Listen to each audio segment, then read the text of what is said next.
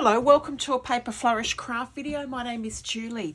Today I'm going to continue my Lokta Paper journey, and I'm going to make a cover for a Lokta Paper Journal. And so in a previous video I decorated this piece of Lokta paper, and this is just the first. I'll be doing several of these and I need something to put them in, so I'm going to make a journal. This is Lokta paper. Now at the moment we are out of stock with this at Paper Flourish. We have a big shipment coming in and it should be in by the end of July. So you can either ring up the store and ask to be notified when it's in, or just keep a watch out. When it's in, we'll pop a post on Facebook to say Lokta paper's back in stock, but it's not far away. Amazing product. Well, I'll just put those to the side. Now I'm going to use the Stamperia stone paper to make the journal cover. This is a fantastic product. You can ink it, stamp it, do anything to this, but it's really strong and durable. So you can cut it, you can't tear it. So it's a really good product to use for a journal cover.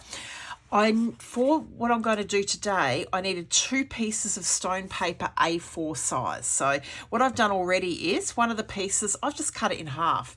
And these are going to be the front and back cover. Okay, so I'll just pop those to the side. Now I've also cut a piece, and this measures, it's A4 piece. Imagine this is the piece I cut off. So that's my A4 piece. And all I did was I cut down here at 8 1/8 inch. And this is going to be the spine binding, which I'm going to place the pages onto. Before I start to fold this to make the spines, I want to decorate. I want to colour these pieces of stone paper. So I've got the front and back cover, and I've got the spine binding piece. What I'm going to do is get the Lavinia Dinkles. Now I might just place some paper towel down on my mat all ready to go, and I'm going to add some colour with some of the Dinkles. Paper towel now in place. I'm going to start with the spine binding piece. Now I've picked some colours of Dinkles to start off with, and these are, I'm not sure which colours I'm actually going to use, but I've gone into the greens and browns, a little bit of periwinkle. I thought a pop of purpley blue might look nice. So I've got burnt orange, pine green, sepia, lime divine, periwinkle and deep yellow. I may not use all of them. I'm just going to add some little pops of colour until I'm happy. My water bottle, first I'm going to spray water onto the stone paper. A fair bit of water there. That's it. Now I'm just going to start sprinkling some colour. Let's start with lime divine. And you don't need much of this. Bit of that, and then I'm just going to get that spray bottle and move that water around a little bit. There we are. I think that's enough lime divine. And then might come in with a little bit of pine green. Bring in another green. This is a beautiful. Oh, look at that pretty colour. Oh, this is starting to look nice. Added quite a bit of that one, didn't I? That's actually it's kind of got a little bit of a bluey tone to it. Very pretty. I like this sort of swirly look that's going on there. A little bit of yellow, a little pop of brightness with some. I've chosen the deep yellow. If the sort of powder's staying as powder, just pick up your water bottle and give it a spray.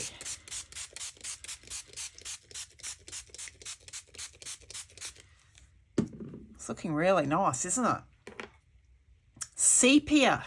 Let's bring just a little bit of this sort of browny colour into it.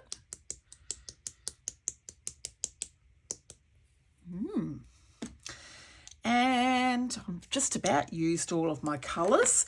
I'm just going to add that pop of periwinkle, see what that looks like, and then I think it might be time to dry this. This is fun. Well, what do we think of that? I think that's enough. I think I'll leave the burnt orange. So I'm going to go ahead and dry this and we'll see how it turns out. That's completely dry now. I reckon that looks so cool. I love the effect with that stone paper. sort of creating this real mottled, interesting look. I'm going to go ahead and do the exact same thing with the front and back cover, and then give that a good dry. Now, this is not finished yet. This is just stage one. We'll put that to the side. I'll go ahead and spray these with water.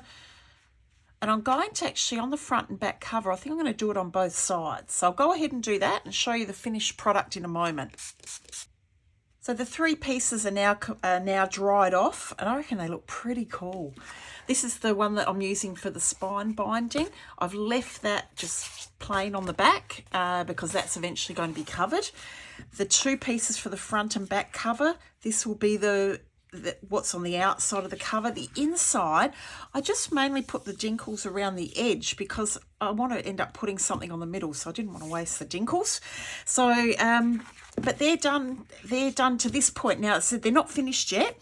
I want to do a little bit of stamping and inking onto these. I'm going to use black Archival ink. And I've got 2 of the texture stamps that Lavinia released. This is texture 1 and texture 2. So I thought it might look pretty cool. I'm just going to pop these onto a piece of paper just to play around with these with that black Archival ink, just to add that little bit of interest into the background. I'm going to do the same thing on all 3 pieces.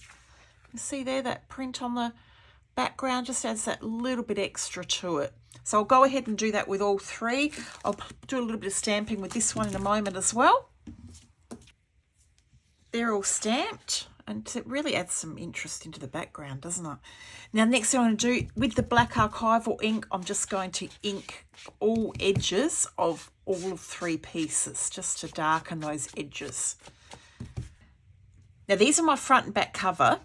They look a little bit different because what I've done is with the Dina Wakley gloss spray, these gloss sprays are transparent, which means I can still see the stamping through it and I can still see the colour, but I've chosen the ancient one because I felt I just wanted to have that little touch of sort of shine in there, and that it's a really nice, beautiful gold colour.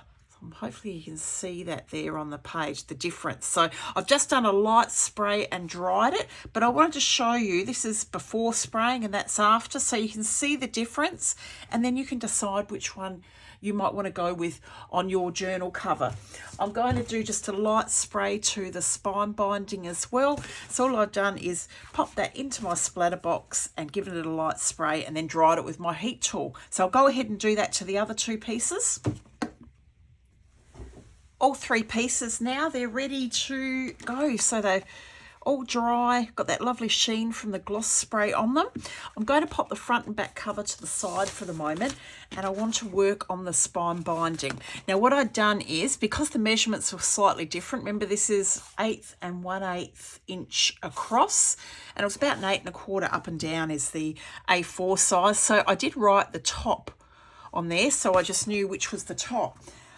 At this point, I need to get out a scoring board. I've got the Couture Creations scoring board. I also need my scoring tool. There it is. And what I'm going to do is I want to leave 2 inches either end free. And then I'm going to do score lines every 3/8 of an inch. Each of these little grooves is 1/8 of an inch. So the first one, I'm going to do at 2 inches. Scoring down, be quite firm with it. You want to get a good score line there, and then I'm going to go 1 2 3 2 3/8, and I'm going to continue that right up until, so every 3/8, the last score line I do is going to be at 6 1/8. So just every 3/8 up to there. So I'll just keep going with that. So that's all scored. I'll show you, you can probably see it a little bit better on the back. So every 3/8 of an inch, I've got a score line, and I've got 2 inches free either end. So up the top, so the first score line, this is the one at 2 inches. I'm going to fold that as a valley fold. Why we call it a valley fold is because it looks like a valley. The next one is going to be a mountain fold. Now we call that a mountain fold because it looks like a mountain. And the sequence we're going to fold this is the valley first, then the mountain, and then I'm going to do another valley. So what you end up with, and if you've seen my album construction videos, you'll know exactly where I'm going with this. So what you end up with is this spine, which we can then attach pages onto. See how that's so, and then so it's gone valley, mountain, valley. Now the next one has to be a valley. I'll show you that.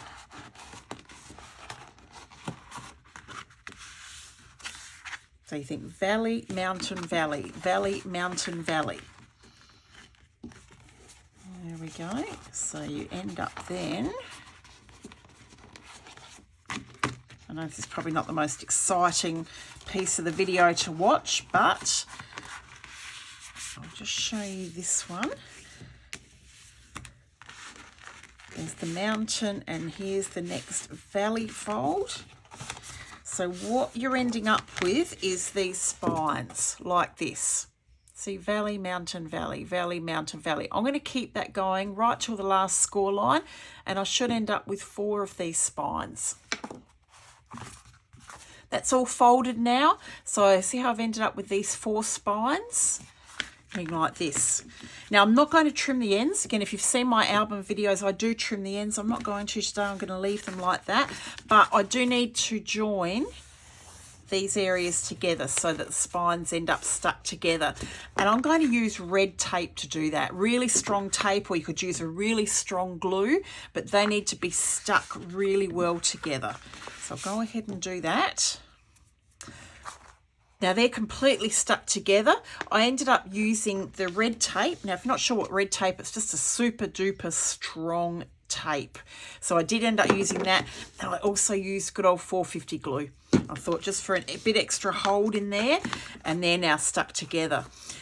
This is a piece of box board or chipboard, and I've cut this 2 inches wide and the same top to bottom as the spine. So that should be 8 1/4 inches.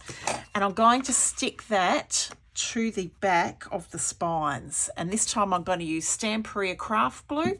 I'll completely cover this with the craft glue and stick it down. All right, this is now completely stuck down in place. I also inked the top edge of that box board on each side, because you will end up seeing that. Just inked it with the black archival ink, but that's holding in place. So that's all set to go. Now I'm going to cover the back of this with fabric, and I've chosen a piece from the Stamperia Vintage Library Fabric Collection. And I thought this piece worked really nicely. So this will actually be seen in between the front and back cover. And I thought that worked really nicely. I think it's the sepia colour, the Dinkles, in this is working well with this fabric. So I'm going to use rice paper glue to attach this to the back of the spine piece. And it's the Stamperia rice paper glue. I'm going to paint the entire back of this with rice paper glue, good generous layer. All right, I'm just going to place the fabric completely onto the back of this piece. Just working out which piece I want to use here. It's a little bit fiddly, but it's try and match up the top edge, then I don't have to trim that. There we go. Pretty. So I've kept that nice little edge on the top there of the fabric, the border. Now I'm going to go ahead and dry this, and then I'm going to trim the fabric away from around the edge, and then I'm going to seal this with 2 coats of the rice paper glue, and I'll dry between each coat. I think this will look really nice on it. Here's the spine binding. So that's all sealed down with the Stamperia rice glue. I think it looks quite cool. Black archival ink, I'm just going to go all the way around the edges and ink those. The other thing I'm going to do is bring back the Dina Wakley Ancient Gloss Spray and just give it a light spray over the top and dry it. So it's got that gold in it as well, the same as the front and back cover. Here's the finished spine piece. and I think it was quite nice with that gold finish on it. Now what I've done is bent it around. Here's that box board spine in there, the 2-inch wide piece. So I've bent it along those edges. So this is the inside. Bring back the front and back cover. At this point, need to work out which one's which. I think that'll be my back cover. This will be my front cover. What I'm going to do is glue this in here. Now I want to go close to that fold, but not right onto it. So I want to have enough room that the cover will still be able to bend up. For some reason, my pieces have ended up just slightly shorter than the spine binding, top to bottom, but I'm just going to go with that.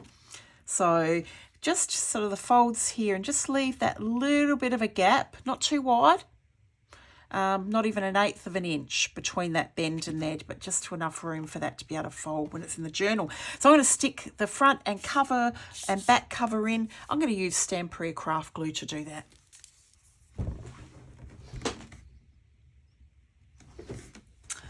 I've stuck the front and back cover onto the spine binding. So this is as far as I'm going in this video, and it's still the Stamperia craft glue. It just takes a little bit to stick, but once it's stuck there, it will not budge. It's great though, because you get a little bit of wiggle room. So if you need to move something around, you can. That incredible product, Stamperia craft glue. So I'll show you, that will bend up. So this is how it's going to look. So it's got this is a little bit flimsy at the moment. Once I add something onto the inside, that's going to make that a lot stronger. And also I'll be adding some detail onto the front as well. So here's the spine and the back cover and the inside. So once again, we'll only end up seeing the outside of these areas. So I'm going to continue in the next video decorating the front and back cover, and we'll do the insides as well, and putting that together, and then I can start to make some pages and putting in the beautiful Lokta paper. But you can imagine, even might end up put some in the front and back. How beautiful would that look if I do some Lokta paper pages for the inside, because it is a Lokta paper journal. So thank you so much for watching. Have fun making your journal, and I will be back shortly with the next video where we're going to add the decorations to the cover. Thank you so much. Have a wonderful day. Bye.